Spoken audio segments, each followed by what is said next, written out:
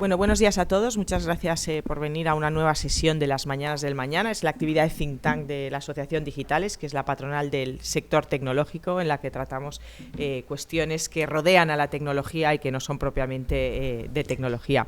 Hoy tenemos la suerte de contar con Lucía Figar, que es amiga mía además. Es licenciada en Ciencias Económicas y Empresariales por CUNEF, Global Executive MBA por el Instituto de Empresa. Ha desarrollado su carrera profesional, como todos sabéis, en el sector público como asesora de presidencia del Gobierno en el 98-99 y luego en el Parlamento Europeo. En 2002 fue nombrada secretaria de Estado de Servicios Sociales en el Ministerio de Trabajo, luego fue jefa de asesores en el Congreso de los Diputados, se unió al Gobierno de la Comunidad de Madrid y fue responsable durante 8 años de la cartera de Educación, con 5.000 millones de euros de presupuesto, en fin, y responsable de un sistema de 3.500 centros educativos y 14 universidades. Aquí a mí me gusta remarcar que es que por Lucía Figar pasaron 5 ministros de Educación, ¿no? Sí.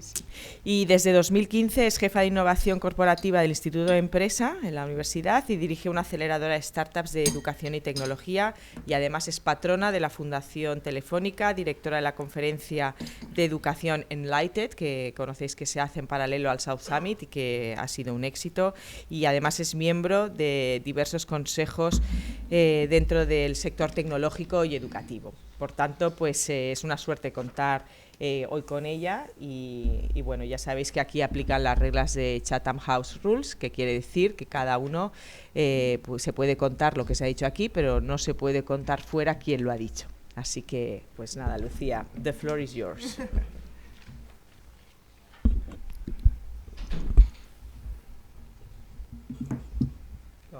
No sé si se puede bajar un poco la luz para que se vean mejor las slides. ¿Esto se oye? Sí, se oye. Sí, vale, gracias. Bueno, pues muchísimas gracias. Yo quería, en primer lugar, agradecer a la Asociación Digitales la invitación a venir aquí.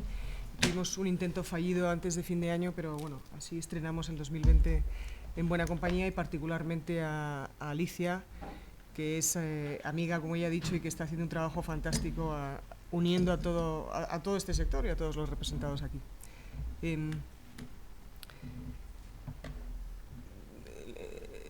Quería hacer una ponencia algo más corta de lo habitual. Me dicen, no, normalmente duran 1 hora. Bueno, voy a hablar un poco menos para dejar más hueco a las preguntas o al debate.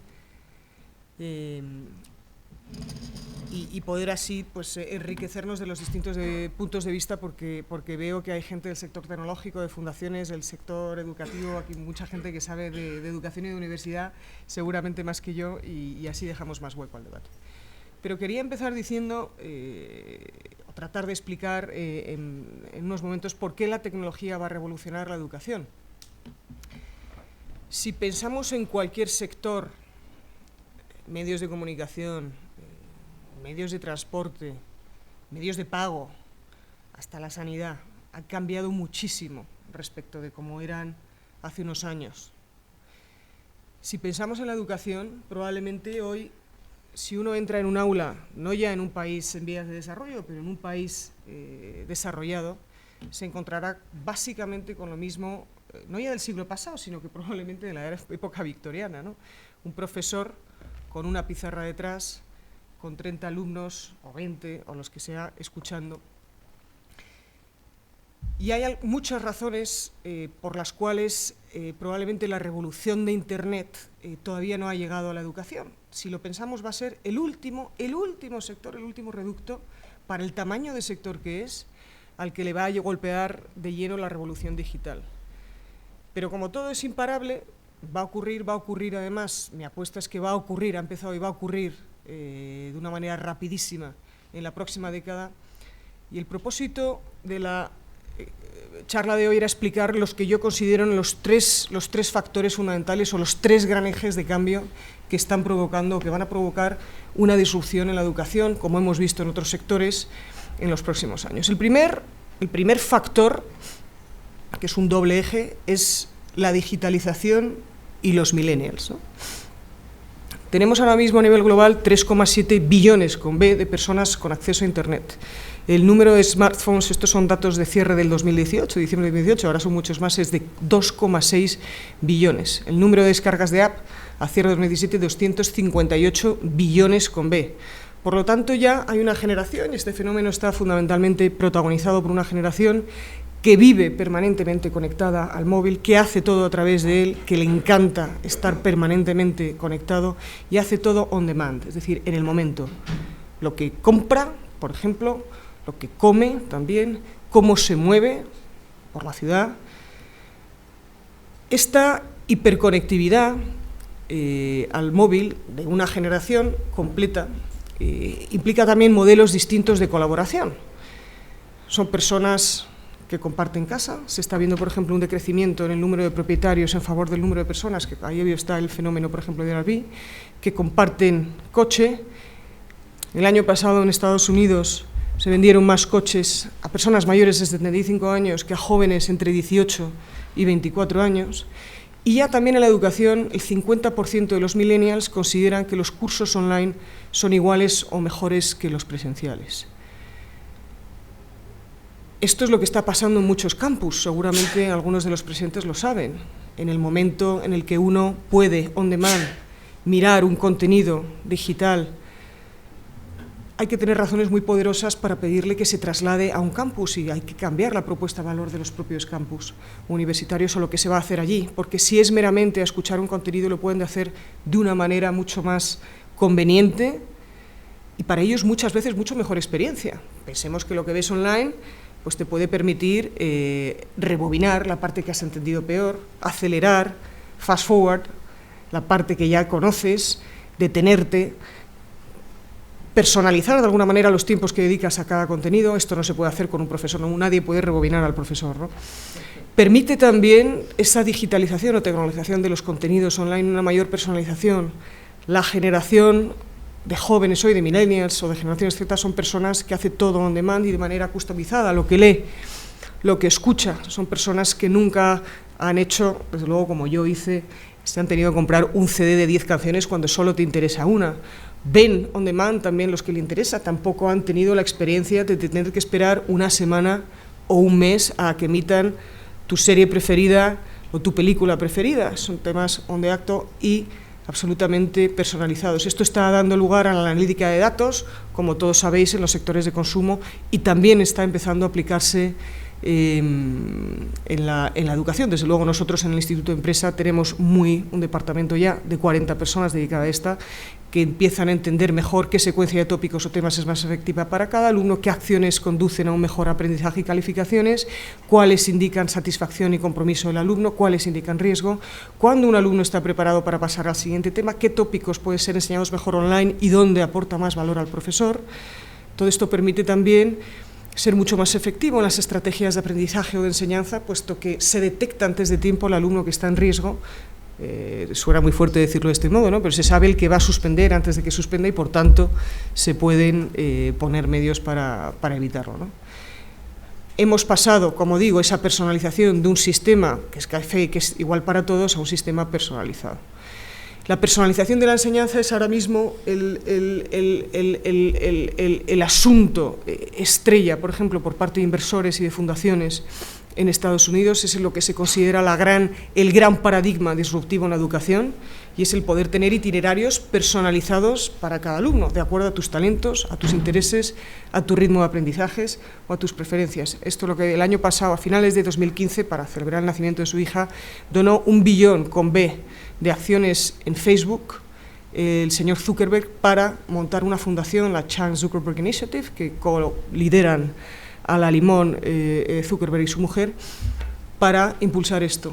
Pero no solo él, todas las fundaciones de los grandes empresarios millonarios y que han cambiado el mundo, todos tienen una fundación personal, la Bezos Family Foundation, la Zuckerberg Initiative, por supuesto la de Bill Gates, que es más antigua, y todas están dedicadas a la educación con este objetivo de la personalización de la enseñanza.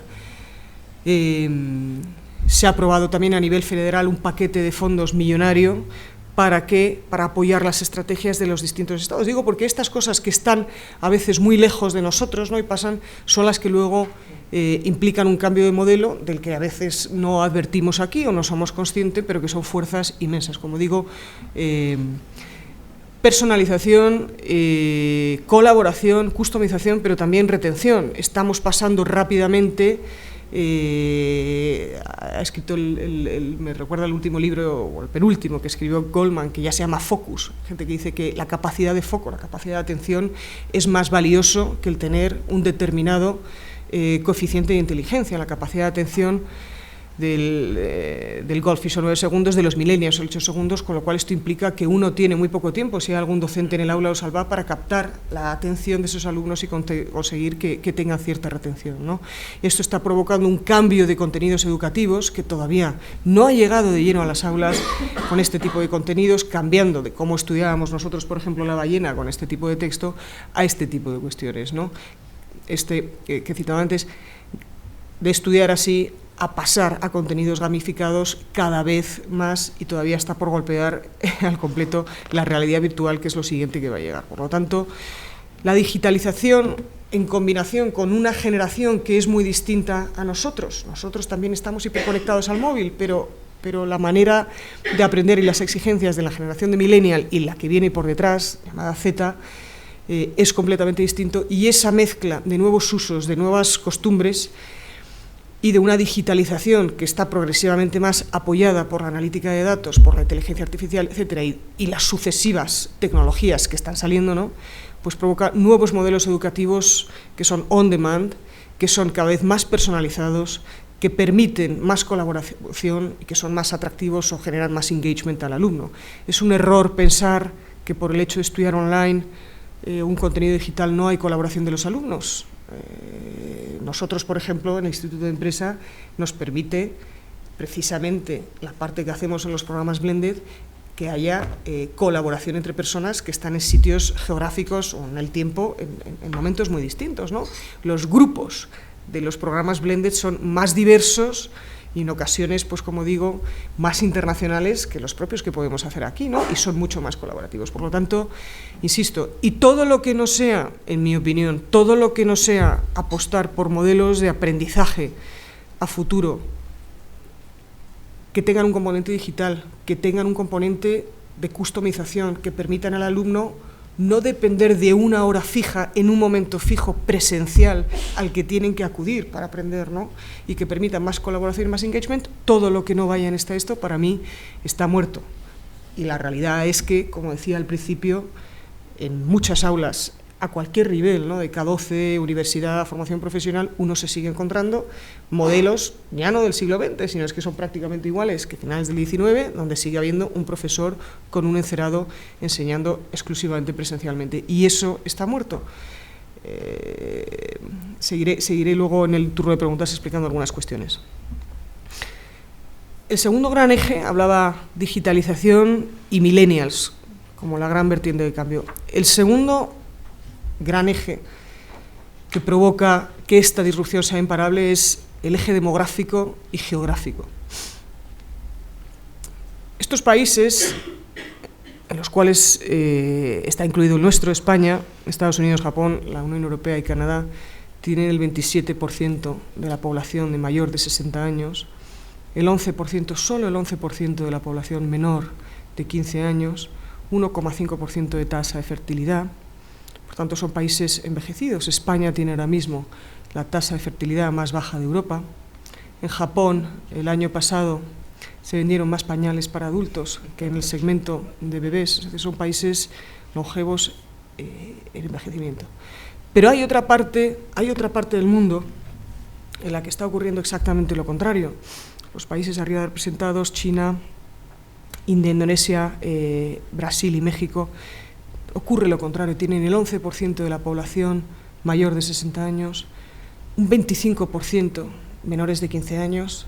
En Indonesia, por ejemplo, hay 77 millones de millennials, un 2,3% de tasa de fertilidad. Y cuando uno se hace preguntas que para aquí son muy sencillas, como por ejemplo, ¿cuántos profesores son necesarios para proporcionar a cada niño educación primaria, algo que aquí no es un reto, está ya conseguido y se nos ocurre pensar en ello. Uno se encuentra que en el año 2015 hacían falta 2,7 millones, para este año 2020 10,9 millones, estos son datos de la UNESCO, y para el 2030 hacen falta 25,8 nuevos millones de profesores de primaria en el mundo. Quiero decir, hay una grave escasez de maestros con el modelo actual, sencillamente es que no hay capacidad de reemplazo. Si hablamos de maestros con calidad y con conocimientos suficientes para enseñar con calidad una materia en cualquier país, ¿no? Y por tanto, y lo mismo ocurre con el acceso a la educación superior. Estas son las tasas de acceso a la educación superior, creo que son a cierre de 2017. Están creciendo rápido. China, por ejemplo, a comienzos de este siglo, en el año 2001, estaba solo en el 11%, solo tenía un 11% de alumnos universitarios. Para que os hagáis una idea, los países en desarrollo, por ejemplo, los países europeos, España, ¿en qué puede estar? En torno a un 70 y pico de tasa de acceso a educación superior, contando también los ciclos, y es la constante, por ejemplo, también en Francia. En Alemania baja un poco porque tiene un sistema de formación profesional mucho más potente, pero fijaros el margen de crecimiento de todos estos países donde hay una población media creciente, con un poder adquisitivo creciente y demandando acceso a estudios universitarios. El número mundial de universitarios, que en el año 2015 fue de 154 millones, en el año 2025 está previsto que llegue a los 262 millones, es decir, un crecimiento de un 70%, poco de 10 años. La mitad de ese crecimiento, por cierto, son algo menos de la mitad, un 45% de ese crecimiento son chinos e indios. Pero de nuevo, ocurre como ocurría con la educación primaria. El dar solución a este reto con la metodología y el sistema tradicional implica crear una universidad cada 2 días. Esto es imposible, es decir, no se llega. Y estos países, como digo, que van a provocar la disrupción tecnológica, porque el gran cambio no va a ocurrir ni aquí, ni en Roma, ni en Lovaina, va a venir precisamente de lugares donde no tienen barreras ni culturales, ni institucionales, ni regulatorias, y donde tienen retos tan potentes como el garantizar una educación primaria básica a sus niños, o como conseguir que todos esos millones, que se cuentan en millones, en decenas de millones de alumnos que ya se sabe que están, no están en el aire, que esos alumnos ya están escolarizados en el sistema chino, ya están escolarizados en el sistema indio, en México, en Brasil o en Indonesia, y que van a llegar a la universidad, están siendo muchísimo más rápidos y más activos a la hora de buscar soluciones distintas a la tradicional, por supuesto apalancadas en la tecnología, por supuesto. Y están innovando de una manera mucho más rápida que los países que no tenemos este reto. Si aquí sobran, la población estudiantil está disminuyendo. El gasto en educación se ve también como las propias familias, conscientes de ese reto, están, bueno, estemos a favor o en contra, o nos parezca bueno o malo, pero dedican todos sus recursos a la educación de sus hijos, a ponerles after schools, a ponerles extraescolares de que son pequeños, a ponerles refuerzo de inglés. O sea, la competición que hay en China por conseguir una plaza en la universidad, cuando tienes semejante avalancha y semejante competitividad, es brutal, ¿no? Y por tanto, lo que está ocurriendo ahí, yo voy a China, entre China, Singapur, Hong Kong, 2 veces al año, y a Estados Unidos también 2 veces al año. Es un panorama que no nos podemos ni imaginar. En China hay cerca de 35.000 startups de educación digital, ¿no? Y por tanto, los mercados emergentes, como decía ahora mismo, bueno, podemos considerarlos la tierra prometida para la educación digital. Tienen la supremacía digital en el sentido de que el 60% de la población digital mundial está ahí ubicada. El 90% tienen, los países citados anteriormente, el 90% de la población mundial menor de 30 años. Rápida adopción digital porque no hay mucha menor inercia, regulación. Lo que les ocurre además, según las oleadas de disrupción tecnológica, es que en ocasiones se saltan algunas que nos hemos hecho nosotros. O sea, por ejemplo, en términos acceso a dispositivos móviles, bueno, pues han saltado el PC directamente, y uno va y en alguno de estos países, bueno, pues sigue siendo, tengas el nivel de adquisitivo de renta que tienes, todos tienen un smartphone, no simplemente un teléfono. La mentalidad de learn to earn, de apostar por la educación y la formación, sabiendo que les va la vida en ello, y también un mayor crecimiento económico con más de 30 trillones americanos de gasto en consumo en 2025. Por lo tanto, es espectacular en términos de innovación, de nuevos productos y de nuevos modelos, lo que está ocurriendo en otros lugares del mundo, que están muy lejos geográficamente, pero que no podemos pensar que no son competencia. Las innovaciones disruptivas empiezan siempre, entrando en un mercado que era un mercado de no consumo, las personas que no tienen acceso a la educación tradicional o permitiendo mayor acceso, como digo, a las capas fuera, pero todo eso, en términos que va cogiendo escala, en el momento que va cogiendo escala, se sofistifica mucho, cada vez adquiere un mayor número de usuarios y acaba provocando también la disrupción o el cambio de los estándares existentes en otras partes del mundo, desde luego los occidentales. Y esto, en mi opinión, va a ocurrir también. Por tanto, hablábamos del primer eje de cambio, la digitalización y los millennials. El segundo es el eje geográfico y demográfico. Y el tercero que quería exponer aquí es el de la robotización y el fenómeno del lifelong learning, o el aprender durante toda la vida, ¿no? Tenemos, según pues muchísimas consultoras, esta cifra varía según quien te la dé, pero bueno, lo que está claro es que hay un porcentaje enorme de empleos que están en riesgo de desaparición en los próximos 20 años. Amazon, por ejemplo, opera todo con robots, tiene más de 65.000 robots en sus almacenes, y ahora vienen los drones, ¿no? Pensábamos que este tipo de robotización, automatización, solo iba a afectar a un tipo de empleos, ¿no? A los blue collars, pero ya hay bastantes previsiones de también robots haciendo gestión económica. Por ejemplo, se prevé que 7 trillones de dólares estén manejados o bajo responsabilidad o supervisión de robots para 2025. Empieza a haber también abogados que son robots digitales. Hay un par de despachos en Madrid, creo que 4 casas, no sé si otros Garrigues, que están ya haciendo, porque son capaces de hacerte al menos una parte, ¿no? que se está haciendo manual, que era precisamente toda la búsqueda, ¿no? de material, imaginaros en sistemas jurisprudenciales, pero también aquí, ¿no? Y eso ya tienen proyectos, como digo, lo digo por citar gente que está en esta misma calle, ¿no? Se decía, bueno, pero los robots nunca van a ser capaces de hacer strategic thinking, de afectar a los trabajos que implican mayor creatividad, adaptación al contexto. Bueno, esto ha dejado de ser así en el momento en que hace 20 meses la inteligencia artificial de Google ganó al campeón mundial de Go. Aquí no jugamos al Go, pero Go es básicamente un juego de estrategia. Y le ganó en muy poco tiempo, como digo, en un juego eminentemente de estrategia. Esto es una evidencia decirlo aquí, ¿no? Pero las mayores compañías del mundo son compañías tecnológicas. De las 10 primeras, fijaros, que solo Johnson & Johnson, ExxonMobil y señor Warren Buffett están entre las 10 primeras, y esto va increciendo, van a acabar siendo todas las 10 primeras, las 20 primeras. Esto implica que mientras ocurre toda esa disrupción de la mano de la automatización, de la robotización, hay también unas necesidades de empleo, hay también unas necesidades de empleos tecnológicos. El 70% de los nuevos empleos son todos digitales, todos tienen un requerimiento de capacitación, de skills tecnológicos o digitales. Esto fue la portada del Harvard Business Review. Data Science considerado el sexiest job, el trabajo más sexy del siglo XXI. Esto ocurrió en una conferencia en Francia en octubre de 2017, donde fue Tim Cook y dijo que él recomendaba abiertamente, imaginaros en un aforo de 2.500 personas,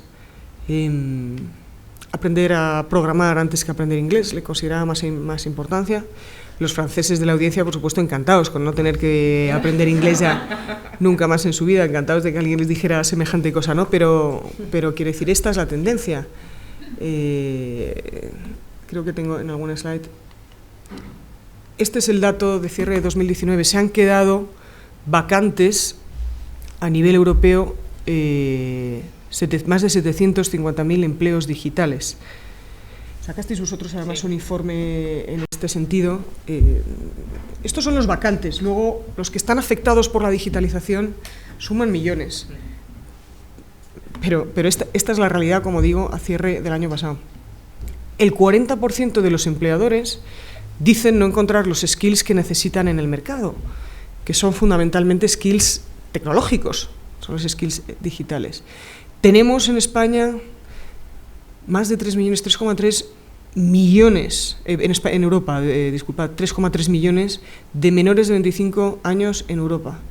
Y por lo tanto hay, de un lado, solo los vacantes, porque luego, como digo, está toda la parte de reskilling y el tipo de empleo o de perfil profesional que está siendo afectado por la digitalización es brutal. Pero vacantes, que se han quedado vacantes.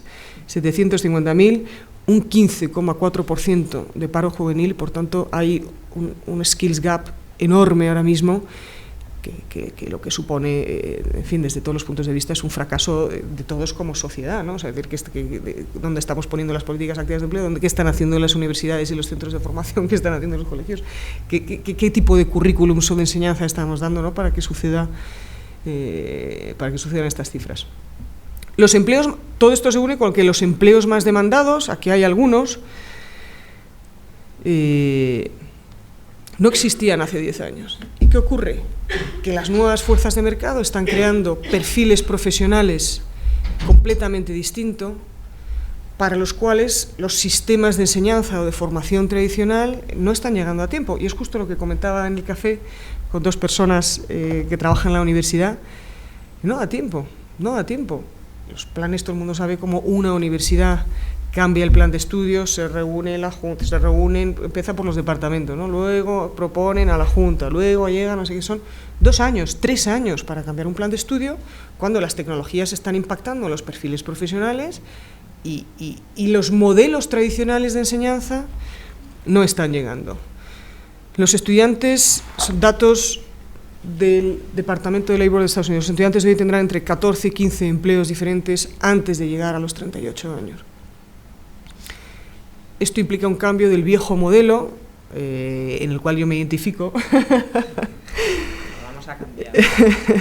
No, bueno, yo vengo, creo que muchos de aquí, ¿no?, de una generación donde, bueno, pues ibas al colegio, hacías un grado, si quieres un posgrado, un máster, y de esos conocimientos podías vivir más o menos una vida profesional completa, plena. Esto ya no es así ni de broma. Imagínate los que hacen oposiciones, ¿no? Los que hacen oposiciones, imagínate. Y donde vamos a un modelo donde hay que estar aprendiendo a lo largo de la vida, ¿no? No se puede pretender que uno estudia un grado de lo que sea a los 20 años y que con eso puede llevar una vida profesional plena. Lifelong learning es el fenómeno, knowledge is the new oil, como lo calificó el Economist. Aquí se ve la foto, como hay que estar aprendiendo a lo largo de toda la vida. Esto implica que los estudiantes ya no son solo estos, Los estudiantes son estos, los estudiantes son también estas, los estudiantes son ellas, y hacen falta distintos modelos de formación.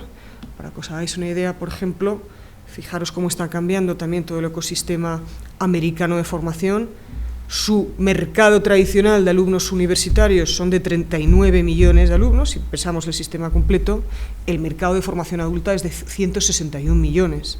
Por tanto, está habiendo un giro y un replanteamiento de estrategias por parte de las instituciones de formación, de cómo llegar a ese mercado, que no va a poder tener 4 años libres para ir a un campus, trasladarse a ese campus en coche o en transporte público para escuchar lo que le dice una serie de profesores a lo largo de una serie de horas en un aula presencial junto a otros 50. No ese es el modelo, es imposible. Como digo, son mercados mucho mayores, como digo, el de estudiantes 39 y el de adultos 161 en Estados Unidos.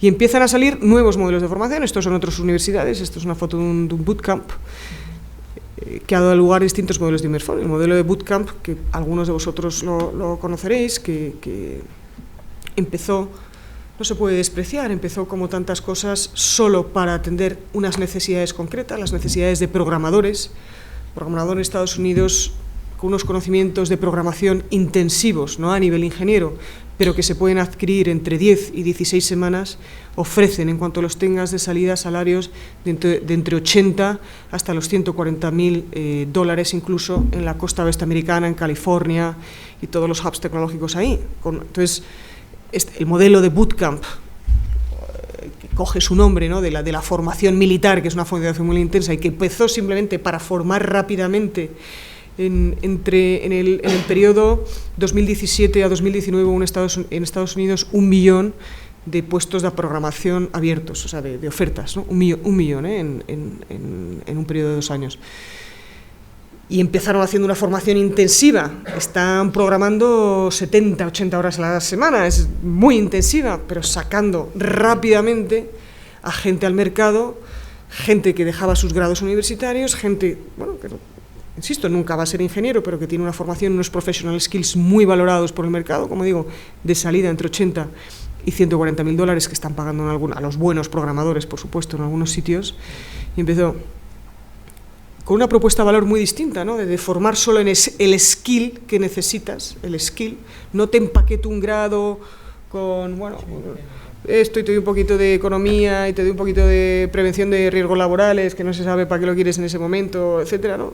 Y te dan exclusivamente el skills con una formación muy intensiva y con unas salidas al mercado rapidísimas. Este modelo, insisto, que surgió solo inicialmente para programación, ahora los buenos bootcamps tienen un portfolio enorme, user experience, user design, de data science, de marketing digital, están empezando a hacer también formación con skills mucho más parecidos o cercanos a los de un ingeniero, y no hay que despreciarlo, porque claro, la alternativa era, si buscamos los modelos reglados, ¿no?, irte a un grado universitario cuando quizá ya lo tienes o no lo necesitas, donde por supuesto si uno necesita esto y es el mes de abril, no, es que usted se tiene que esperar a octubre que empiecen las clases, parar en junio un ratito, está usted 3 meses en verano y luego sigue, o si vemos a ciclos más cortos de la FP de grado superior, que hay ciclos de la rama de tecnología también, es que estamos en lo mismo, ¿no? No diga, espere usted en octubre, venga usted presencialmente, deje su trabajo o lo que esté haciendo, y como digo, están surgiendo modelos alternativas muy distintos. En la jerga se hace mucho la diferenciación de la formación just in case versus formación just in time, ¿no?, que es el skill que necesitan, porque hablamos muchas veces no de formación integral, que es la que se da en un grado, por ejemplo, sino de una formación que es exclusivamente lo que necesitas, cuando necesitas, cómo lo necesitas y cuando lo necesitas. ¿Qué ocurre? Pues que empiezan a surgir alternativas. Voy a comentar solo 2 o 3, pero bueno, por mi trabajo y el que desarrollo en el Instituto de Empresa, en fin, si luego en las preguntas queréis comentar algún otro, pero empiezan a surgir modelos alternativos. El típico Coursera. Sé que muchos conocéis Coursera aquí. Lo increíble de Coursera es que fue creada en el año 2012, es decir, no lleva ni siquiera ni 8 años. Tiene más de 3.000 cursos cargados, pero es que ya lleva 38 millones de estudiantes. Que puedes decir, no, es gente, no se acaba en el curso, es gente que ya tiene un grado y hace reskilling. Bueno, como digo, se va sofisticando cada vez más, empiezan a perfeccionar el tipo de cursos que hacen, empiezan a desarrollar analíticas de datos brutales por la escala de alumnos que tienen, empiezan a surgir al hilo de estos nuevos modelos disruptivos otro tipo de empresas o de startups o de modelos que les complementan. Por ejemplo, ya el sistema de tutoring online, es decir, el tutor que te apoya online a otra cosa que estás haciendo con otro proveedor, es brutal, pero en China, en Estados Unidos es brutal, y hay varias empresas que ya tienen facturación muy alta, pero en China no os podéis imaginar, ¿no? Udacity, que conocerán muy bien algunos de aquí. Bueno, Udacity la monta Sebastian Thrun, profesor de Stanford. Udacity directamente se lo está inventando. Se está inventando lo que ellos llaman nano degrees. Bueno, son más cortitos. Me encanta el nombre. Lo ha registrado además, lo ha patentado el nombre. Son credenciales que no elabora ni con PhDs, ni con profesores que tengan sexenios, ni con todo. Ha ido a la industria y le ha dicho, a ver, Mercedes, ¿a ti qué te falta para desarrollar el coche sin conductor? O ha ido a Google, oye, todas las vacantes que tú tienes, ¿qué es lo que te falta? Y estas empresas tecnológicas han dicho, es que nadie da, no hay ningún proveedor tradicional de educación que esté dando lo que yo necesito, los skills. Y entonces directamente se lo está inventado. Por ejemplo, ingeniero para coches sin conductor. Bueno, pues se lo ha inventado. De la mano, ha construido el currículum, no ha esperado a que venga la NECA, a que venga aquí la administración de la Comunidad de Madrid o del Estado de California o no sé qué, a que le aprueben el plan de estudios, no se ha reunido ni con la COE, ni con los sindicatos para que le digan cómo tiene que ser el convenio. No, ha ido y se lo ha inventado, se ha hecho partners con esto y se ha inventado solo todo online, puro online, esto es lo que es presencial. Se ha inventado también el nanodegree de ingeniero en inteligencia artificial, de nuevo, se ha ido a IBM Watson, se ha ido a Alexa, se ha ido a Didi y les ha dicho, a ver, montar un grupo de personas que me digan exactamente los skills que necesitan para ser empleados por nosotros. Por supuesto, desarrolladores de realidad virtual, de Android, de iOS, etcétera, data science, bueno, tiene un portfolio bastante grande. Esta es la propuesta de valor de Udacity. Tamaño de clase 3.000, 4.000 estudiantes, $1.200 de tasas. Si terminas, es online, marca unos hitos a lo largo de los meses de estudio, el año de estudio. Pero si lo terminas a la vez que su plan de estudios, porque hay gente que se retrasa 2 o 3 meses, te devuelven la mitad de los 1.200. Entonces te ha costado 600. Pero si al terminar no encuentras trabajo, te devuelven el dinero. Te devuelven el dinero porque ellos saben perfectamente para qué te están formando, saben perfectamente y pueden controlar perfectamente online y a través de sus sistemas de proctoring en los exámenes online, sus sistemas de tutoring, tal, el portfolio que les presentas y que ha sido apoyado por uno de sus tutores online, etcétera, y te ha ayudado. Saben perfectamente, conocen perfectamente los skills del alumno, o sea, no... Y ellos saben que a ese alumno al que le certifican, los que se quedan por el camino se quedaron, pero ellos saben perfectamente que al que le certifican tiene empleo, porque tiene a los empleadores detrás, y saben perfectamente quién necesita 300 ingenieros de inteligencia artificial, tal. Udacity ahora se ha ido a India, está haciendo tamaños de clase de 6.000, con cohortes de 6.000 alumnos, más bajo todavía de $1.200, también ha hecho partnerships con muchísimas grandes empresas indias, también para capacitación.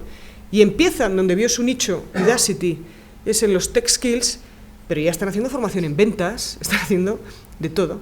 Y contra esta propuesta de valor, que parece muy lejana, que parece que ahora, bueno, esto es solo para los frikis que van a trabajar en inteligencia artificial o quieren ser desarrolladores, estos portfolios van creciendo, se van sofisticando y eventualmente la Universidad Complutense se encuentra con que tiene que competir con esto. Y ya no le vale tener, digamos, la barrera de entrada de la certificación. No es que yo te doy un título oficial reconocido por la NECA. Ya no le vale ni siquiera el tener o ofrecer un grado subvencionado, porque mirar precisamente la combinación de modelos puramente online o online presenciales, la propuesta de valor que ofrecen.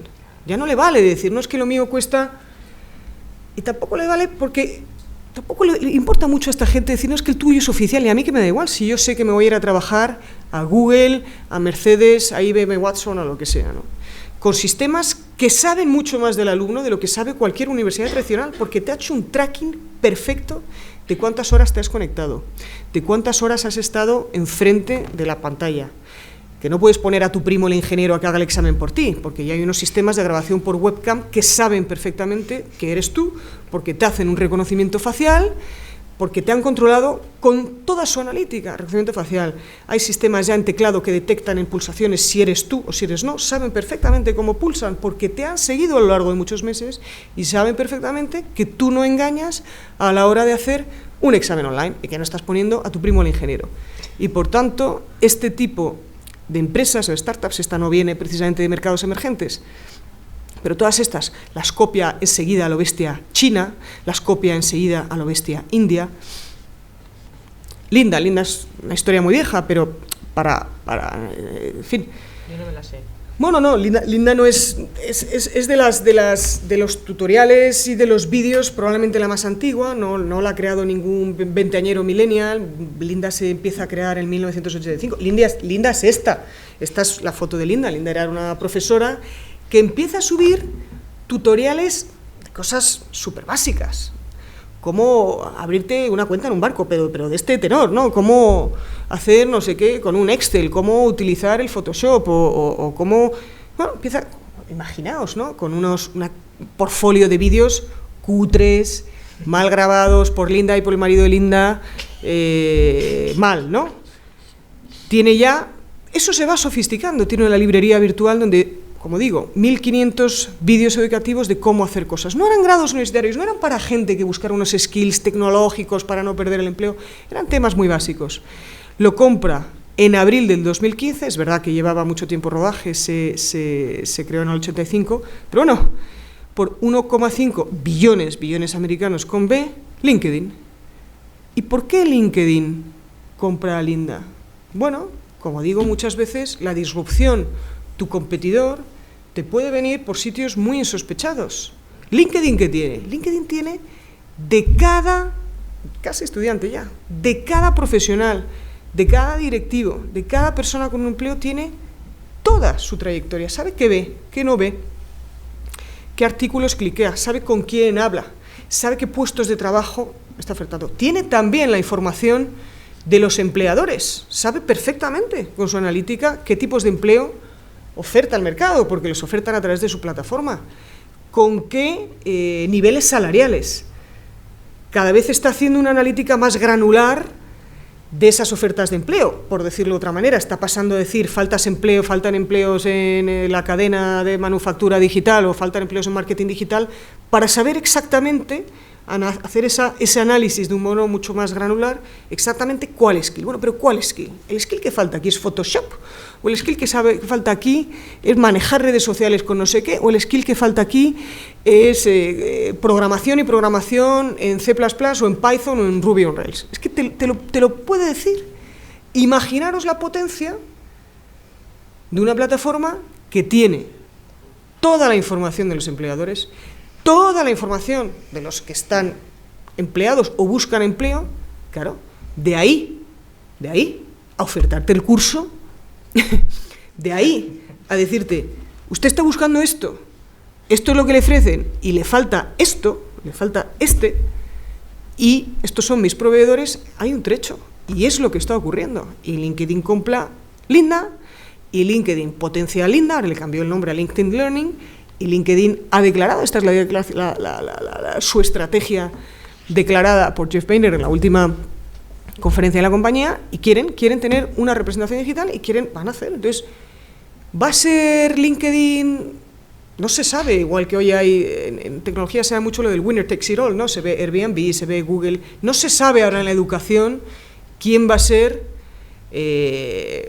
Si se sigue la tendencia de los modelos de la tecnología, pues acaban todos en pequeños oligopolios, o hay algunos, 1, 2 o 3 muy grandes y luego el resto. No se sabe en la educación qué va a pasar, pero el player y el que se lleve el gato al agua no tiene por qué ser una institución educativa tradicional como la que conocemos ahora. Y están pasando cosas y se han dado pasos en los últimos años en ese sentido. Esto es un pequeño análisis, fin, y lo tengo anticuado, ¿no? Pero de cómo esa desagregación de la cadena de valor de una institución educativa clásica, sea una universidad, sea un colegio, se ha desagregado, se digitaliza, le entra el Big Data en las analíticas, ahora la inteligencia artificial, y entonces empieza a empezar un sector que, como digo, esto es de risa. En China hay 35.000 startups de educación digital, 15 de ellas ya son unicornios, 3 cotizan en el Nasdaq, quiero decir, y bueno, pues empieza a haber especializaciones digitales, el que te pone el Learning Management System, por lo tanto la plataforma para gestionar tu colegio, tu universidad, los que se especializan... Uy, no sé si se me ve, ¿no se ha visto nada aquí abajo en toda la conferencia? Sí, porque te vas moviendo. Los que se especializan en aprendizaje de idiomas. Babel, que es amigo mío, el CEO, Marcus, y que es el más grande.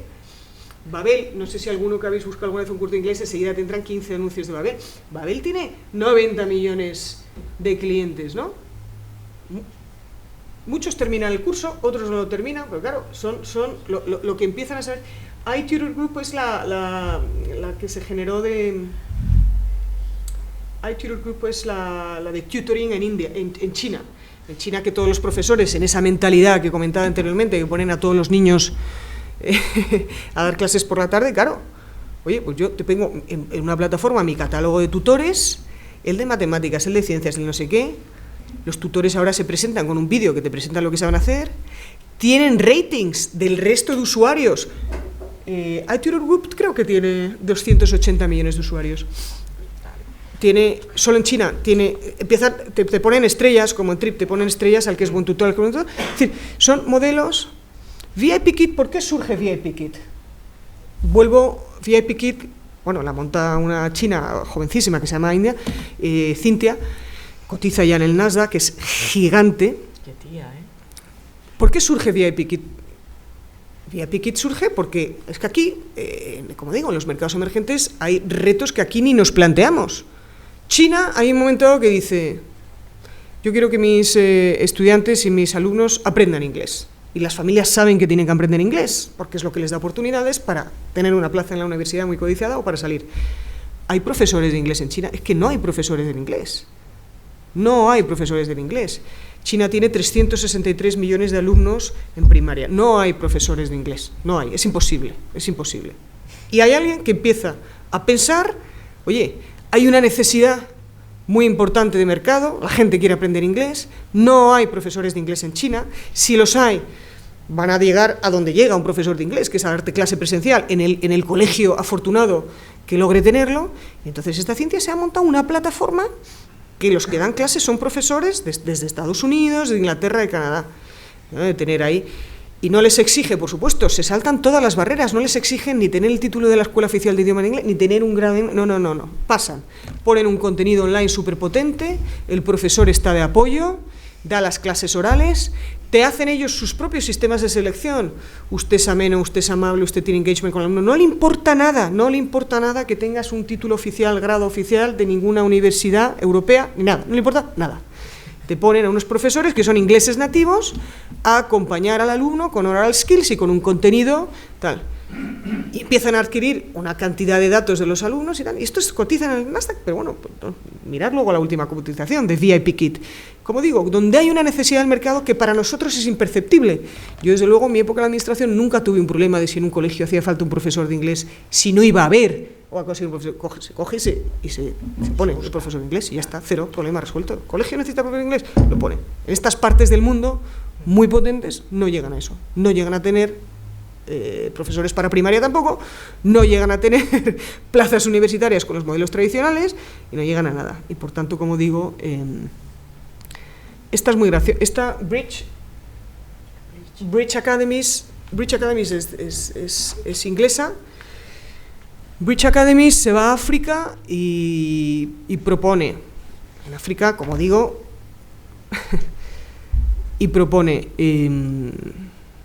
a la administración, usted olvídese de todo, yo le escolarizo al número de alumnos que quiera, presencialmente, por $6 al mes. Bueno, hacen un piloto.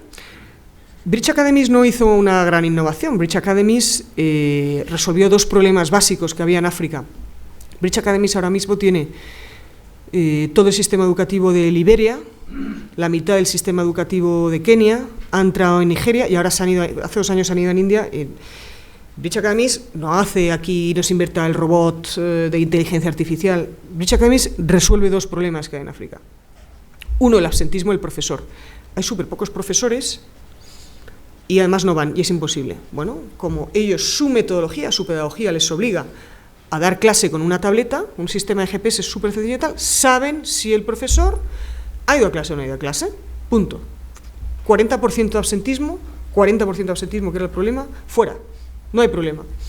Segundo, como saben que no hay profesores de calidad, es el reto del que hablé en las primeras slides, ¿cómo conseguimos un número de profesores suficiente que llegan a dar clase de calidad? Entonces ellos tienen un sistema de formación que cogen a un profesor que tenga una cualificación muy básica, porque es que no hay profesores, una cualificación muy básica, le meten en un sistema de training brutal durante 2-3 meses y le dan la clase perfectamente, pero minutizada. O sea, le dicen al tío básicamente, tú tienes que decir esto, tú di esto que pone aquí, y le dan casi como que una cosa que tiene que leer muy machacada a la pedagogía, muy continuo, con un material de apoyo, preguntas y respuestas, si te preguntan esto y esto, y si llegan a una pregunta al niño que no entiende, y tú le mandas a hacer estos deberes al niño, y el niño va a aprender, el niño va a superar lo que tú sabes, profesor, pero el niño va a aprender.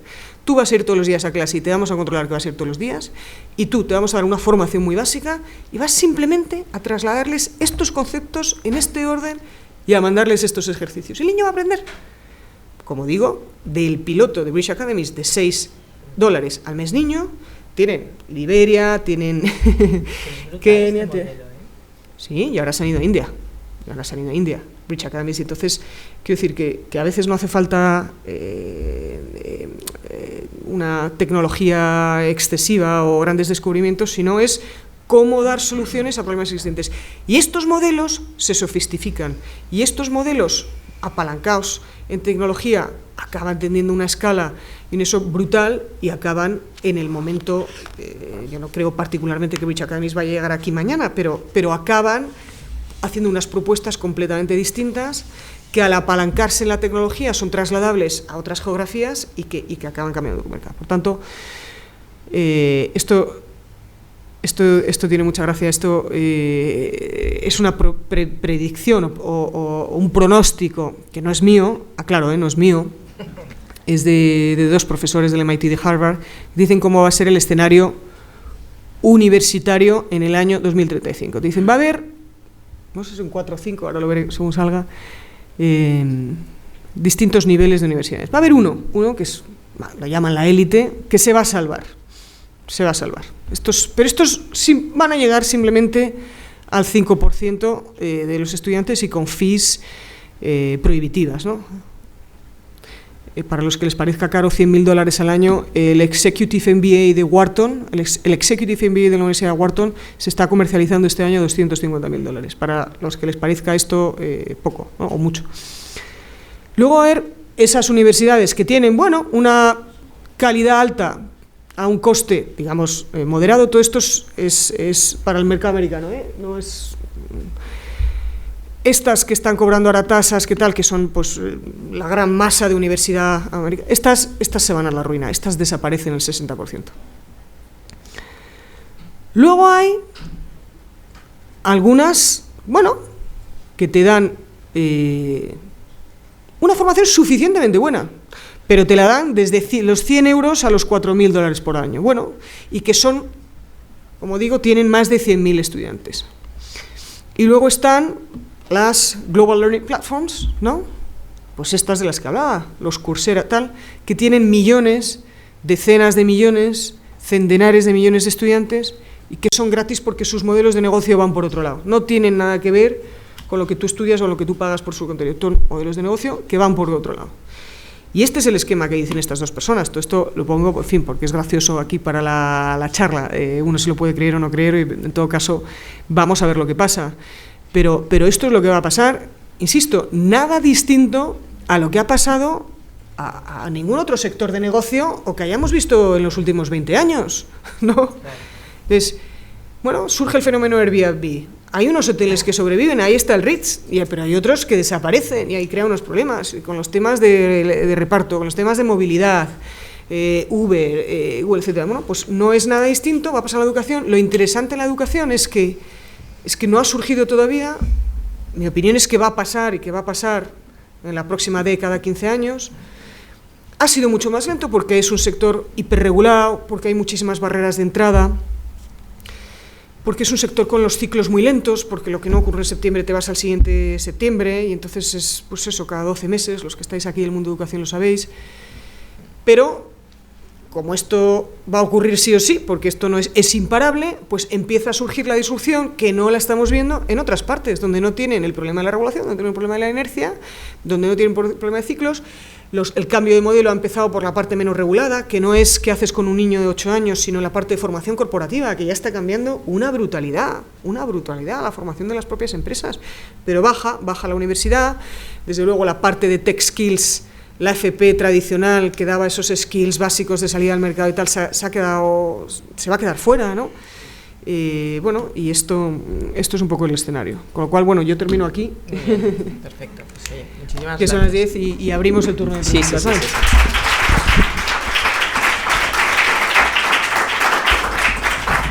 Pues efectivamente abrimos. Bueno, muchísimas gracias, Lucía, ha sido brillante y sobre todo, bueno, a mí me ha encantado todas las las plataformas de formación que has explicado, me parece súper interesante esos modelos de negocio. Aparte has definido muy bien cómo va a ser el mercado. O sea que no teníamos que montar una startup de educación. Sí.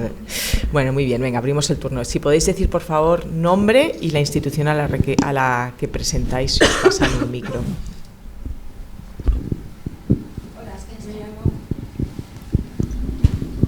Me llamo Cristina Rebel, vengo de Wikifactory, somos una startup, una plataforma social de desarrollo de producto.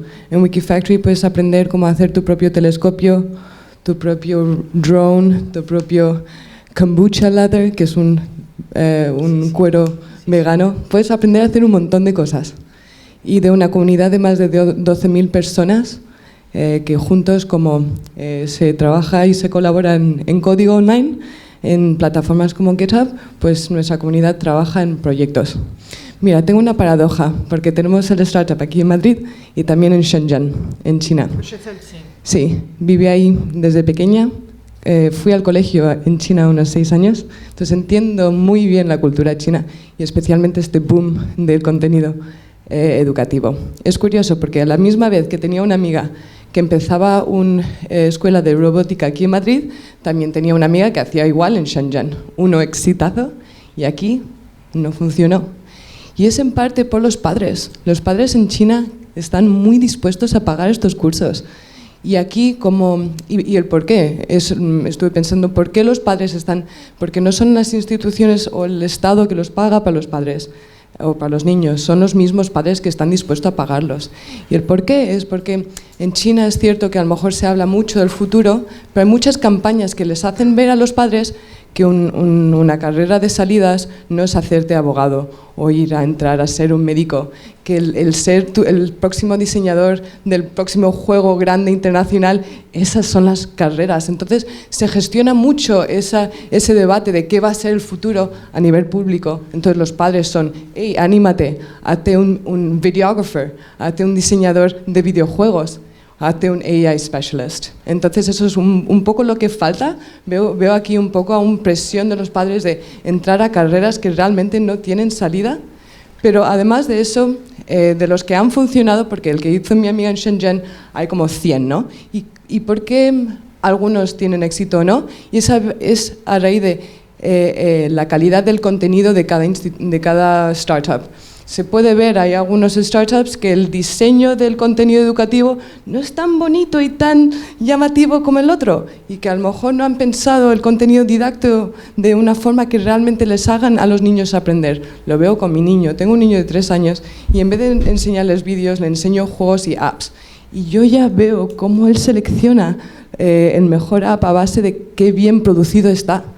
Y eso, por un lado, si no están aprendiendo que se tiene que trabajar las cosas, buscan el chute de dopamina y van a lo más bonito y lo más wow, pero no lo que les hacen trabajar bien y trabajar contra, ¿sabes? El concepto de mastery que hacen en las artes marciales, que para aprender llegas a platós y llega un punto que para ser muy bueno en algo llegas a un plató y no estarás mejorando durante meses y de repente haces ese salto.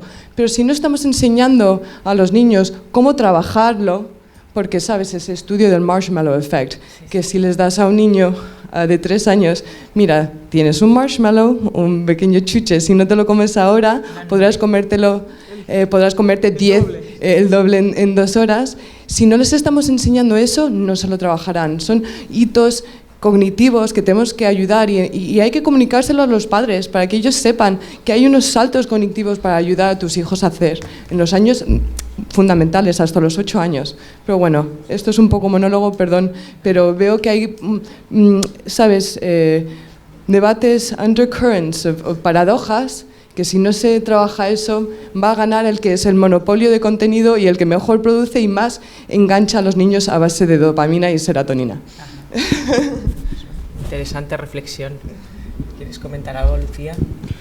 Sí, bueno, no sé qué puedo decir ahí. Es verdad que hay un boom de apps con contenido digital. Yo soy madre también. Yo creo que hay el síndrome también de padres que si el niño juega a la app, yo qué sé, o a un videojuego, no eso, y si está con la app de matemáticas, pues te parece que te quedas tranquilo, ¿no? Y dices, no, es que está con matemáticas, cuando es...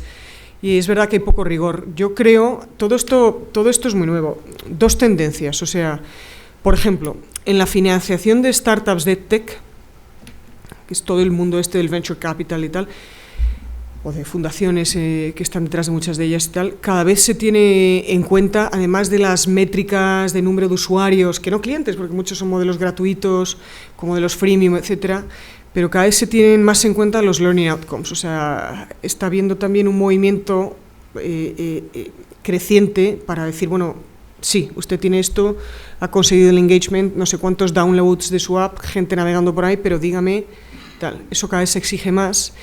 Empieza a haber, digo, porque todos estos debates nos sobrepasan. Por ejemplo, el sistema educativo americano empieza a haber catálogos ya, donde hay una serie de contenido digital o de apps o de herramientas o de tal que pasan, aquí llegó la administración, ¿no?, que pasan una serie de filtros oficiales, empieza a haber catálogos a nivel de distrito de qué puede contratar un colegio, qué no puede contratar un colegio, se empieza a ver un poco de filtro en ese sentido. Pero bueno, al final, como digo, ha sido un boom de las apps. Los colegios están súper perdidos, igual que las familias. Al final quieren modernizarse, digitalizarse, no saben si esto es bueno, no saben si esto tal. Bueno, todo eso yo creo que va también a mejorar con el paso de los años, porque vamos por detrás todos, familias, instituciones, sistema educativo, colegios. Pero bueno, te digo, en Estados Unidos, que es donde está más avanzado, empieza a haber catálogos, empieza a haber ratings, para poder hacer algo tienes que demostrar los learning outcomes, etcétera y tal. Luego al final, oye, pues cada madre y cada padre en su casa es de puertas adentro, pues hace lo que quiere con su hijo, ¿no? Y... Más preguntas, sí. Por favor, recuerda tu nombre y...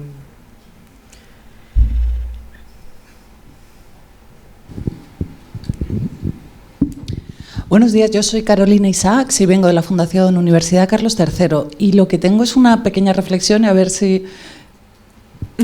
lo que me da la sensación, toda la parte de enseñanza tecnológica va a ir a esa enseñanza que se llama superficial o rápida.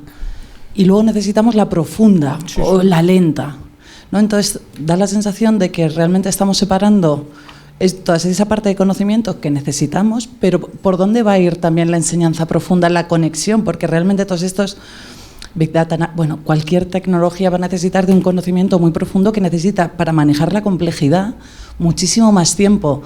¿Hacia dónde vamos? ¿Quizás dos modelos separados? O sea, la universidad, una evolución en el que haya toda esta parte tecnológica mucho más digital y luego otros centros que evidentemente van a necesitar, ¿no?, de la conexión humana, que es lenta. O sea, bueno, lenta, necesita de ese contacto, va a seguir existiendo. ¿Por ahí? Sí, claro, a ver, o sea, por supuesto es que faltan digital skills como los mencionados, pero faltan ingenieros, el nivel de ingenieros necesario es brutal, ¿no? Van a seguir haciendo falta ingenieros, es más, es de los más demandados, van a seguir haciendo falta médicos. Médicos es probablemente ahora mismo la carrera con mejor perspectivas profesionales que uno puede hacer. Así es de difícil entrar, ¿no? Pero estos planes de estudios, es que no es ser ingeniero no sé qué, o sea, probablemente veamos un cambio rápido o no sé cuánto rápido. El ingeniero mecánico del coche tradicional, en el momento en que te entra el coche sin conductor, pues tendrá que tener menos conocimientos, a lo mejor, de mecánica y más de software, por ejemplo, ¿no? Entonces, yo creo, la formación profunda de los ingenieros, por supuesto investigadores, por supuesto PhDs, es que es súper necesaria, súper necesaria. esos planes de estudios también van a experimentar cambios. Entonces, la cuestión es, y estar muy cerca de lo que quiere el mercado, Y si no lo hacen las instituciones actuales, que dan ingenierías tan fantásticas como la Carlos III, pues vendrá otro y lo hará.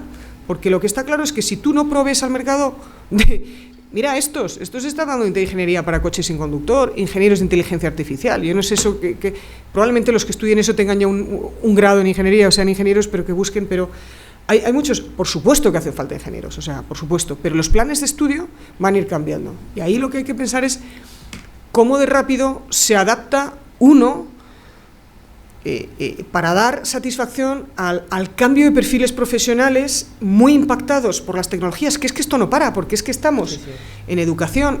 He hablado de una cosa muy básica que es el contenido digital, pero es que ahora viene la realidad aumentada. Entonces no sales de una ola tecnológica y ya te metes en la siguiente y tal. Entonces las instituciones o están un poco más fit para, ser capaces no solo de cambiar planes de estudio, de por qué todo tiene que ser 4 años, cómo doy yo salida al que necesita un reskilling, todo esto hace falta. Las instituciones universitarias, las de la FP ni te cuento.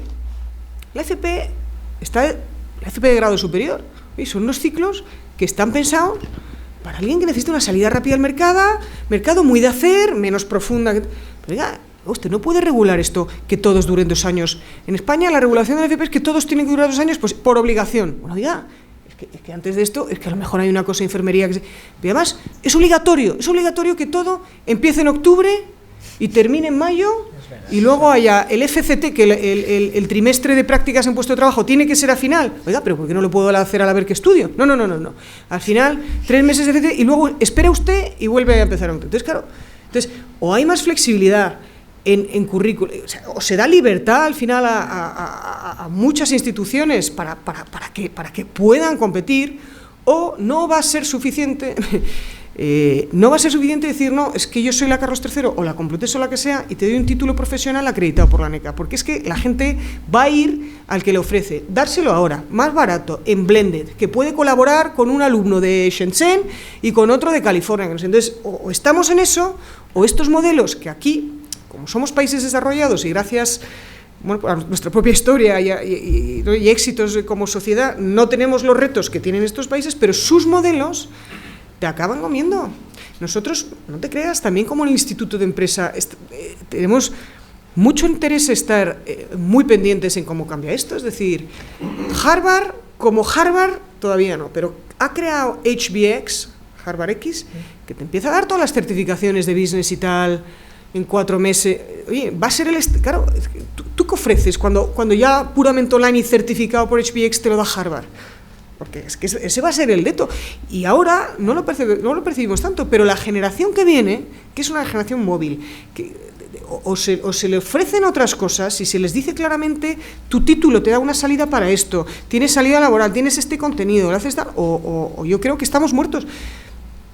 Eso es lo que creo, pero vamos, que hacen falta ingenieros. Oye, yo soy hija de ingeniero y no hay cosa que más me gusta a mí que un ingeniero, pero y médicos y por supuesto, investigadores, pero... Está más cerca. Soy José Fernando García, trabajo en IBM. La pregunta, el panorama que nos has explicado, si lo traemos al punto de vista de España, es realmente deprimente, pero considero que es acertado y real. Pensando además que en Europa pues tendemos a la irrelevancia porque vamos a ser como el 7% de la población mundial, ¿qué, digamos, recetas sugerirías para el mercado español? Europa es el 7% de la población mundial. En China, ahora mismo, hay más niños superdotados o considerados de altas capacidades, solo en China, En China hay más niños con altas capacidades que el total de alumnos en Europa, ¿no? O sea, esto, imaginaos, ¿no? Entonces,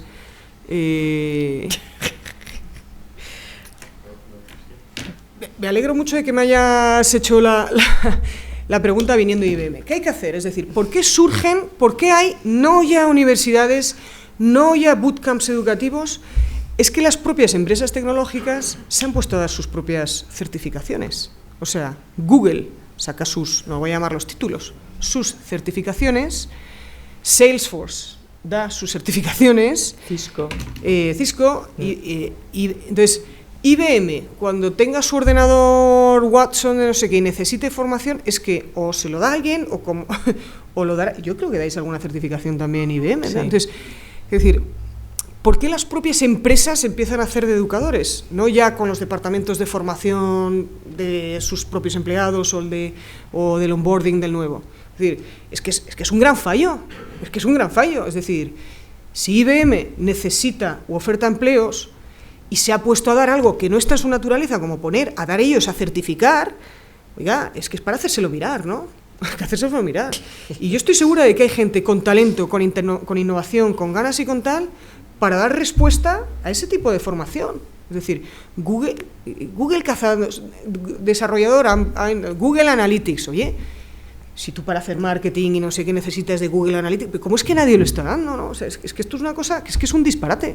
Entonces, yo en fin, soy liberal y siempre he creído que no se puede regular todo, particularmente en educación, desde el despacho de una administración o de un burócrata, al que le toque. A mí me tocó unos años, porque el día a día y quien se juega los cuartos y quien está con alumnos y quien ves las necesidades, no eres tú estás de paso. Entonces, si no se da muchísima más libertad a las universidades, a la formación profesional, hay que darles libertad y capacidad de innovar. Si es que no pueden, está todo regulado. Aquí una FP obligatoria de 2 años, oiga, es que, yo no quiero que lo mío dure de septiembre a mayo, ya no te hablo del plan de estudios, que el plan de estudios también está regulado.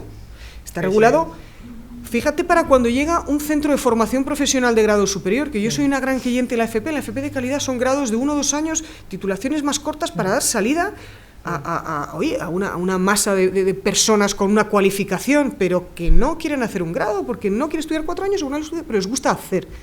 Pues eso tiene que estar mucho más liberalizado. Como se empiezan a engendrar los planes de estudios que luego el pobre centro de FP tiene que adaptar, bueno, empiezan con las peleas entre el Ministerio de Educación y el de Empleo, que luego en las comunidades se reproducen. Luego empiezan las reuniones estas de la COE, los sindicatos, CEPIME, lo otro, no sé qué, los autónomos que también vengan. Todo esto es un proceso de 14 meses. Y entonces, cuando ya tienen lo que han parido todas estas comisiones, no sé qué, que ya ha cambiado completamente lo que hay que debatir, porque ya ha llegado la siguiente ola, o el mercado te está diciendo que no sé qué, entonces ya eso ya se los chuta a las administraciones. Entre medias, como digo, aparecen todos estos planes de estudios, en lugar de ser super lean, adaptados al mercado, que aparecen trufados de lo que en este proceso cada uno quiere, ¿no? Y entonces llegan, que tiene que haber un módulo de prevención de riesgos laborales. Toma 6 semanas de prevención de riesgos laborales. Bueno, ya, pero esto ya me lo enseñará la empresa. Inglés obligatorio. Es que yo ya sé inglés, ¿no? También, si a mí yo soy fan del inglés, pero es decir, ya sabrá el centro.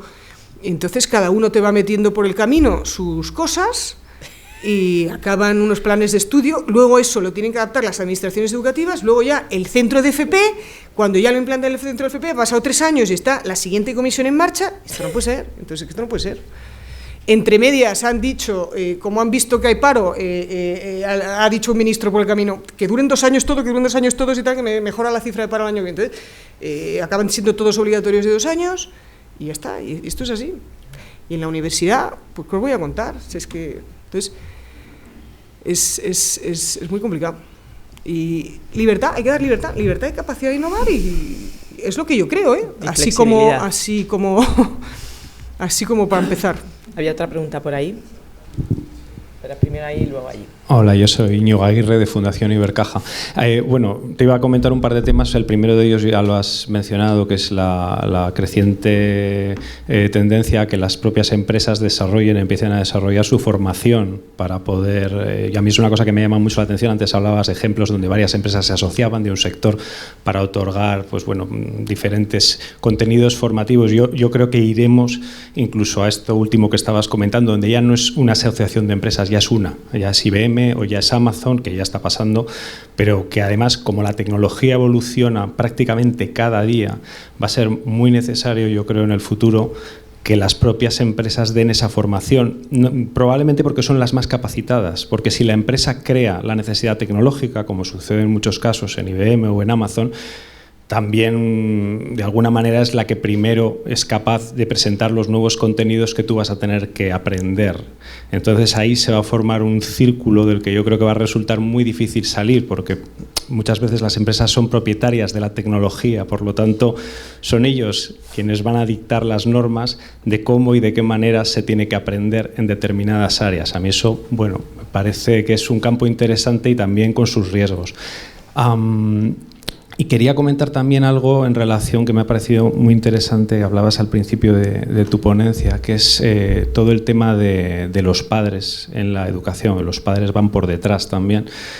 Y lamento no acordarme del nombre, pero sé, por ejemplo, que hay escuelas descentralizadas, pero en distintos puntos de la geografía española, por ejemplo, de programadores que enseñan a niños desde 4 años en adelante y te acompañan durante todo el ciclo formativo. Hay un en tu barrio, tú te apuntas a la del barrio y vas 2 veces por semana con tu crío y desde los 4 años le están enseñando a programar y estás viendo si sabe o no sabe o si tiene o no tiene gusto por programar. Eso, por ejemplo, es una cosa que para determinados padres como yo, o sea, nos tenemos que buscar la vida porque el sistema educativo al final, sea público, sea privado, es lento, muy lento a la hora de estar encima de esto. O sea, de la tecnología, yo soy de la opinión de que no puede, es muy difícil que vaya a rebufo de la burocracia. O sea, es imposible, porque lo de ayer ya no tiene nada que ver con lo que es hoy. Y yo no sé si hay algún plan más ágil como para que la gente o los críos desde pequeños se estén formando en algo que prácticamente se tiene que llevar al día, porque si no se lleva al día, o sea, yo no gano nada con que alguien claro, es que me da esa sensación, me da la sensación de que al final tendremos que ser los padres o las personas que ya tenemos un cierto desarrollo en cuanto a formación de tecnología los que van a tener que buscar, porque es que además es como la caza al tesoro, es buscar aquí o allá donde pueden encontrar la mejor formación en este ámbito, y yo ya no creo ni siquiera que sea una cosa, o sea, no sé, desde luego curricular o que tenga que formar parte de un contenido educativo, porque a lo que salimos de ese debate probablemente la necesidad sea ya otra. Entonces no sé cómo ves eso, ese tema del aprendizaje desde las primeras fases.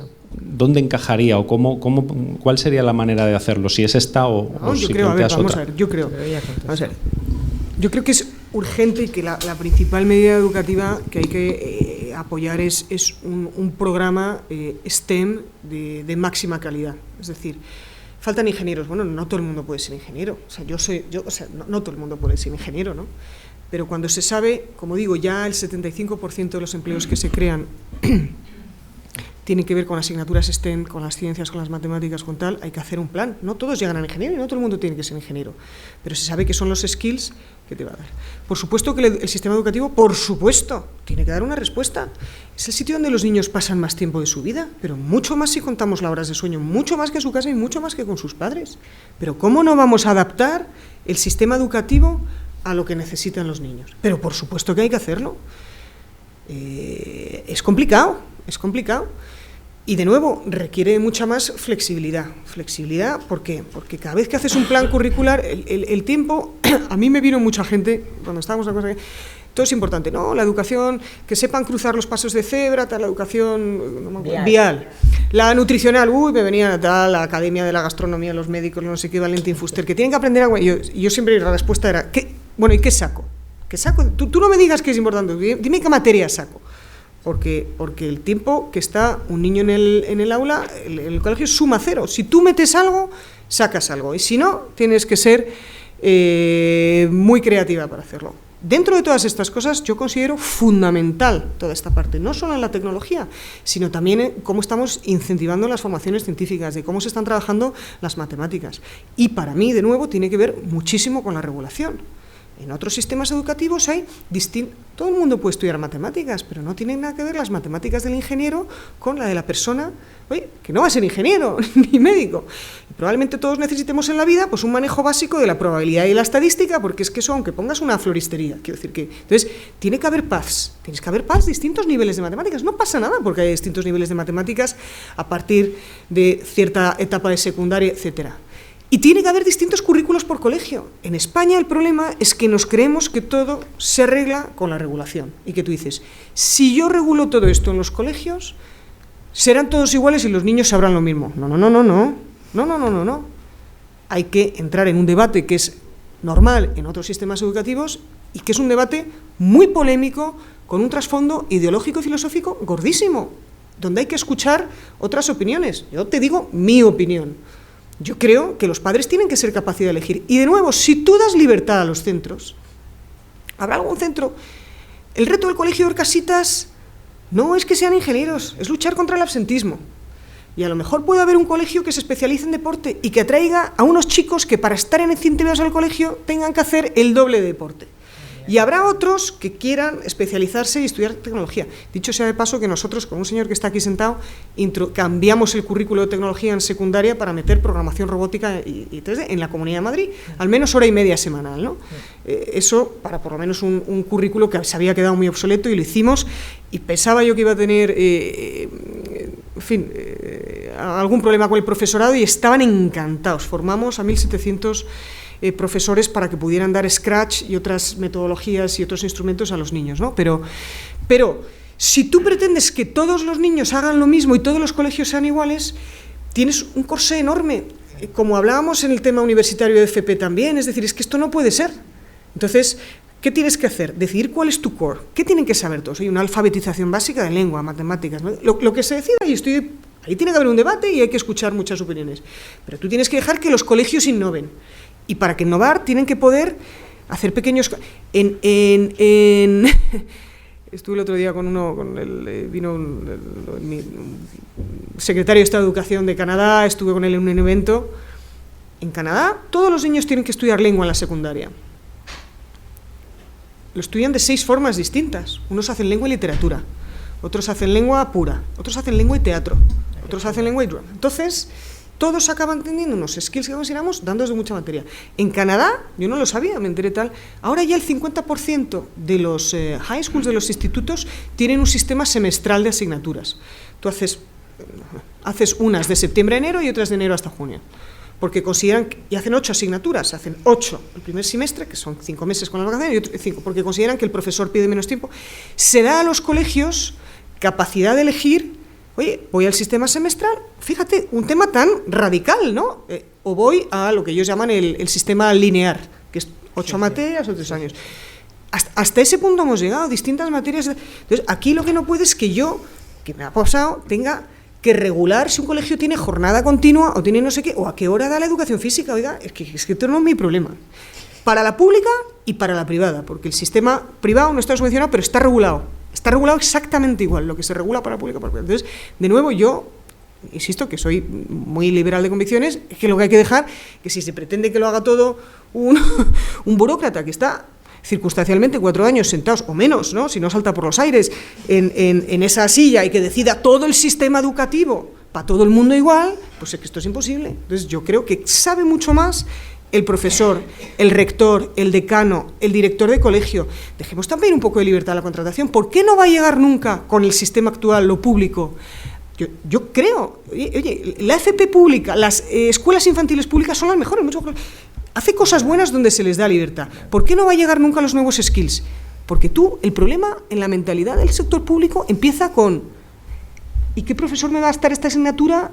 ¿Y qué oposiciones se tiene que sacar? Y entonces, como no tienes la vía de la oposición, es porque no existe en esa oposición, pues te quedas sin profesor. Y como no tengo profesor, yo no puedo dar esto. Y entonces, claro, pero es que empiezan así las cosas. Y entonces es imposible. Ha habido en Madrid ahora, por ejemplo, que están dando formación profesional, hay varios centros que están dando todos los temas de animación en 3D, de visual, pues eso, con salidas de diseño de videojuegos. Y el sector público es que todavía no tiene la oposición. Entonces, como se tiene que inventar la oposición para que alguien se saque la oposición para dar esto. Y no estoy hablando mal del sector público diciendo esto, estoy diciendo que tiene un corsé que en ámbitos importantísimos no le está permitiendo innovar, adaptarse, competir y tal. Y insisto, es un debate filosófico muy profundo, porque hay quienes creen que si todo es igual, todos somos iguales, es más, y sabemos lo mismo. Y no, a mí me parece que las personas es distinto, y a lo mejor tú tienes un chico que, oye, le atrae mucho un centro especializado en deportes y otro que hacen no sé qué, y ¿sabes? Y otro que quiere meter tecnología y otro que tiene que trabajar. Vamos a ver, ¿por qué en la secundaria la lengua extranjera es el francés? Porque lo que tenemos son catedráticos de francés. Oye, porque lo que tenemos es que no se oferta chino. Entonces yo soy partidaria. Yo no me quiero eliminar los catedráticos de francés. Mira, mi madre es filóloga francesa, o sea que vaya por delante. Pero oye, si un colegio consigue un profesor chino, con rigor, un instituto público, y ha hecho un acuerdo con la institución china que forma en el chino no sé qué, y quiere oferta chino, y tiene padres interesados en hacer en la secundaria chino o de francés, ¿pero por qué no? ¿Pero por qué no lo va a tener que hacer? ¿Qué pasa? Que no tenemos oposiciones de chino, no tenemos catedráticos de secundaria chino.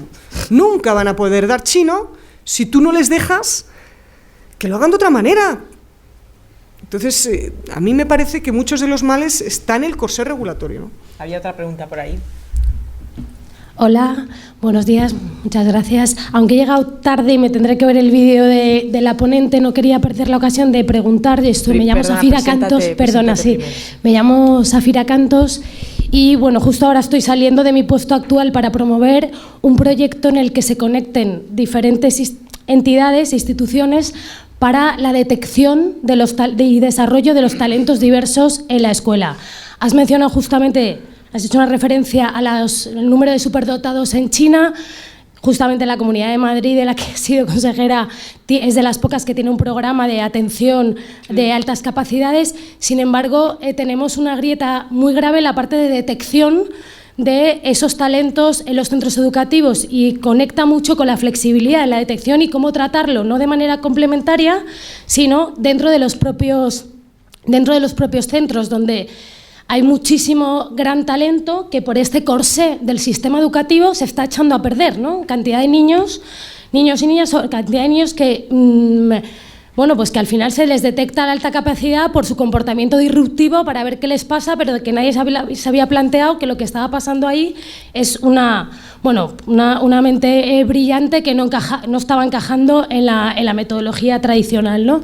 Y entonces quería saber, se está hablando de tecnología, si conocéis proyectos o experiencias en las que se haya puesto la tecnología al servicio de la detección de esta diversidad de talentos y ayudando dentro de los centros educativos a cómo atenderlo y desarrollarlo, ¿no? Ya sea solamente en los centros educativos o conectando iniciativas privadas de empresas y otras iniciativas públicas. Bueno, muy rápidamente, ahora mismo no se me ocurre. Yo sí que te recomiendo que nosotros este programa en la Comunidad de Madrid lo teníamos con la Fundación Max Mazin. Yo creo que vete a hablar con los de Max, porque los conoces. Pero vamos, tienen que tener seguro. Tiene que haber seguro. El último evento que estuve en Israel de Startups de Tech estaba especializado en necesidades educativas para los rezagados, pero también para los que están por arriba. Que, ojo, muchos de los niños con supercapacidades acaban cayendo en el fracaso escolar porque no se sabe bien cómo atenderlos. Al aburrirse, pues pasan y acaban encima suspendiendo, ¿no? Con todo el talento que tienen. Pero yo creo que puedes hablar con Max. Yo miro en el despacho a ver si tengo alguna referencia de las últimas, ¿vale? ¿Hay alguna pregunta más? Sí, adelante. Hola. Muchas gracias por la charla, me ha encantado, y el análisis muy exhaustivo de todo el panorama que hay mundial, me ha gustado mucho. ¿Y a qué empresa trabajas, que está muy bien? Encarnación Pérez de Ericsson. Me ha dado mucha pena no ver en ese mapa a ninguna empresa española ni ninguna universidad española. Y creo que en gran parte es por ese corsé que tenemos, por esa limitación que tenemos. Creo que la oportunidad estaría en hacer una mayor colaboración, sobre todo con las universidades, universidad-empresa. Ahí tenemos un gap muy importante y una oportunidad muy grande también. Nosotros ahora mismo tenemos un máster de 5G con la Carlos III, creo que hay aquí alguien de la Carlos III, y tenemos empleados de 8 o 9 países que están atendiendo ese máster en una universidad española. Y no es, lo están atendiendo aquí porque no lo hay en otro sitio y no hay algo parecido en ningún otro país. Entonces, abrir ese abanico a más gente, a más empresas. Yo creo que se me había acabado la pila. Y a más universidades sería algo muy bueno. Y creo que la Administración puede ayudar mucho para flexibilizar esa colaboración. Y luego, solamente una curiosidad sobre lo que decíais de la preocupación de los padres por aprender nuevas tecnologías. Ningún padre en España, ninguna madre, se plantea que su hijo no salga aprendiendo inglés, o sea, sabiendo inglés de la secundaria o incluso de la primaria, pero sin embargo pasamos por alto el que salgan sin saber tecnologías o sin siquiera saber matemáticas en condiciones, bien, sabiendo matemáticas y teniendo una buena base en matemáticas. Eso me parece muy triste. Y es un problema social, no es un problema de la educación, es un problema de la gente, de la cultura que tenemos aquí. Me parece muy triste. Gracias. Y acuérdate del estudio que presentamos de STEM, que también era las matemáticas. El problema es que los profesores que forman a los niños de los colegios, pues precisamente los que eligen magisterio no son los que más les gustan las matemáticas, física y química, con lo cual pues la pasión no se transmite con la el último año que estuve me dijo, muy brevemente, me dijo el rector de la Autónoma de la época, me dijo, de la facultad mía de magisterio, el 50% que me están entrando han suspendido en selectividad, lengua y matemáticas. Y me decía, ayúdame, y, no sé, tú mismo, o sea, eso es verdad. Muy bien, pues bueno, a mí me gustaría acabar con una reflexión. Has hablado de itinerarios personalizados. ¿Piensa un itinerario personalizado para mí? ¿No? Porque con eso no hemos discutido nada, nadie ha mencionado nada sobre el lifelong learning, ¿no? Pero claro, si tenemos que estudiar hasta los 80 años, no sé, que tendremos que pensar en algo, ¿no? Sí, no, pero vamos. Porque yo tengo ahí muchas dudas de hacia dónde orientar, ¿no? Y hacia hay que hacer. Entonces, pues hablamos. Pues hay que pensar en eso, pensar que esto no es broma, nada más que el comienzo, pero pensar cuando la tecnología sea capaz de decirle a un colegio, oye, vamos a ver, ¿por qué si este niño ha hecho matemáticas y es rapidísimo, en 20 minutos tiene que estar un slot de 1 hora haciendo matemáticas? ¿Y por qué su contenido tiene que ser el mismo del que lleva 1 hora y cuarto? ¿Y por qué si sus talentos van más por la rama musical o por la rama científica?